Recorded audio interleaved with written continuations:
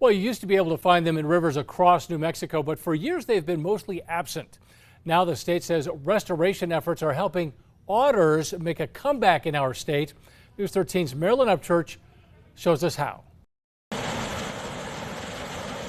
They're native to our state's rivers, but chances are you've never seen a wild river otter in New Mexico. Like many species, they were eventually extirpated from their native range in New Mexico, likely as a result of over harvesting. Although they don't know just how many were here, the New Mexico Department of Game and Fish says in the early 1900s, most of the state's river otters were lost due to unregulated trapping and habitat loss. In 2008 to 2010, the department released 33 otters.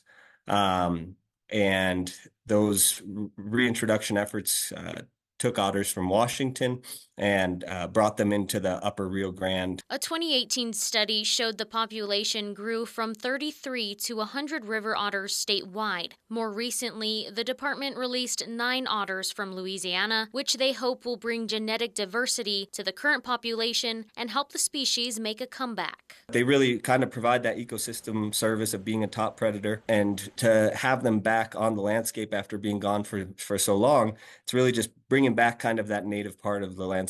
Now, after those restoration efforts with the Department of Game and Fish and other agencies, researchers say the weasel's territory is growing. There have been sightings in waterways around Taos, Angel Fire, Corrales, Pilar, and more. It's good to just kind of have this the species back doing kind of the role that it's always played in our rivers and lakes. Marilyn Upchurch, KRQE, News 13.